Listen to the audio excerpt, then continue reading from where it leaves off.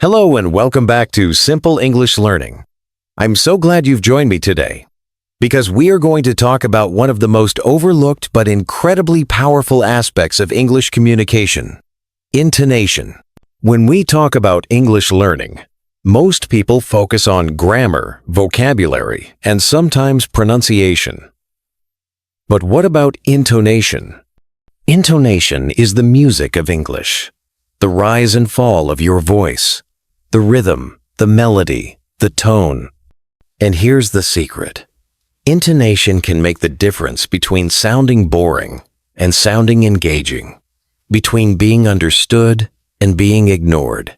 In today's episode, The Secret to Intonation, How to Sound More Engaging, I will share with you exactly what intonation is, why it matters so much, the different patterns of intonation in English, and 3 powerful techniques you can use to make your English sound more natural, expressive, and engaging. By the end of this podcast, you will not only understand intonation, but you'll also have practical tools to practice it and improve your speaking skills right away. So, let's begin. What is intonation? Intonation is the pattern of rising and falling pitch in speech. It's not about the words themselves, but about how you say them. Imagine 2 people saying the same sentence. Person A says, "I'm really excited." Flat, monotone voice. Person B says, "I'm really excited," with rising and falling intonation, showing energy. The words are the same, but the feeling is completely different. Intonation adds meaning, emotion, and personality to your speech. In English, intonation helps listeners understand 1. Whether you are asking a question or making a statement. 2. Whether you are finished speaking or continuing. 3. Whether you are excited, serious, doubtful, or curious. Without intonation, your English may sound robotic or flat. With good intonation, your English comes alive. Why? Intonation matters. So why is intonation so important? 1. Clarity of communication. Intonation helps listeners know what you mean beyond the words. For example, really, with rising intonation means a question, but really. With falling intonation means you are confirming something. 2. Engagement. People pay more attention to speakers with good intonation. A monotone voice puts people to sleep, while varied intonation keeps them interested. 3. Confidence. Good intonation makes you sound more confident, even if your grammar is not perfect. People judge confidence not only by what you say, but how you say it. 4.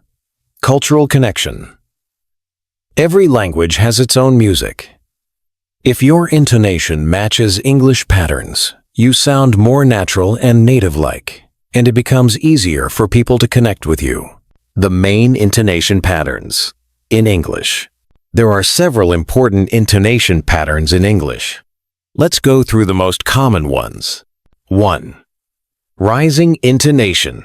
Your voice goes up at the end of the sentence. Used for yes-no questions. Example, are you ready? Do you like coffee? Here, your voice rises at the end, signaling a question. 2. Falling intonation. Your voice goes down at the end. Used for statements, commands, and WH questions. Example, I'm going to the store. What's your name? Close the door, please. Falling intonation signals completeness and certainty. 3. Rising falling intonation. Your voice rises in the middle and falls at the end. Used for expressing emotions like surprise, excitement, or emphasis. Example, that's amazing. I can't believe it. This pattern adds color and energy to your speech. 4. Falling rising intonation. Your voice falls and then rises. Used to show hesitation, doubt, or politeness. Example, well, I suppose so. I kind of like it. This pattern makes your tone sound softer, less direct. The 3 secrets to mastering intonation. Now that you know what intonation is and why it matters, let me give you 3 practical secrets for mastering it. Secret 1. Listen like a musician. The first secret is to train your ears. Think of English like a song. Every language has rhythm and melody.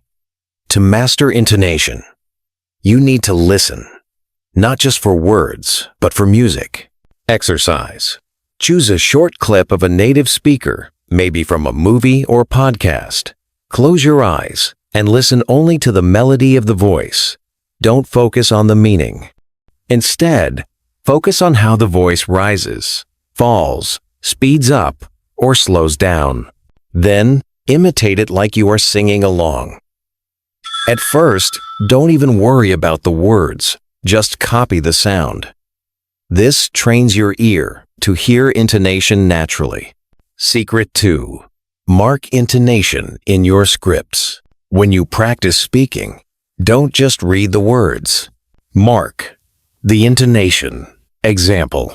Sentence. Do you like this book? Do you like this book? The arrow shows rising intonation. Sentence. I'm very tired today. I'm very tired today. The arrow shows falling intonation. By writing intonation marks, you remind yourself to practice not only the words, but the music. Secret 3. Record and compare. The final secret is to record yourself. Choose a short clip of a native speaker. Play 1 sentence, repeat it, and record yourself. Then compare. Ask yourself, did my voice rise and fall in the same way? Did I sound flat, or did I sound expressive? Did my intonation match the feeling of the sentence? At first, you will hear many differences, but don't be discouraged. With practice, your intonation will improve dramatically. Common mistakes learners make with intonation. Before we wrap up, let's quickly look at some common mistakes learners make with intonation and how to avoid them. 1. Speaking too flat. Many learners speak with no rise or fall, making their speech sound robotic. Solution. Exaggerate at first. Overdo the intonation until it feels natural. 2. Using rising intonation for everything. Some learners make every sentence sound like a question. Solution. Learn when to rise and when to fall. 3. Ignoring emotion. Words alone don't show emotion. 4. Focusing only on grammar. Correct grammar is good, but intonation is what makes people listen. Don't ignore it. Putting it all together. So, what's the secret to sounding more engaging in English? It's not bigger vocabulary. It's not perfect grammar. The secret is intonation. By mastering the rise and fall of your voice, you can make your English clear, natural, and interesting. Remember the 3 secrets. 1. Listen like a musician. 2. Mark intonation in your scripts. Practice not just the words, but the music. 3. Record and compare. Learn by hearing yourself and adjusting. Conclusion. Intonation is the hidden key to fluency. It's the music of English that makes you sound alive, confident, and engaging. So, starting today, I challenge you. Pick a short clip of English and practice the intonation. Don't just repeat the words. Repeat the music. Do this every day for a week, and you'll be amazed at how much more natural you sound. Thank you for joining me today on Simple English Learning. And tell me in the comments, which intonation pattern do you want to practice first? Remember, Simple English Learning is here to help you learn smart and speak confidently. See you in the next lesson.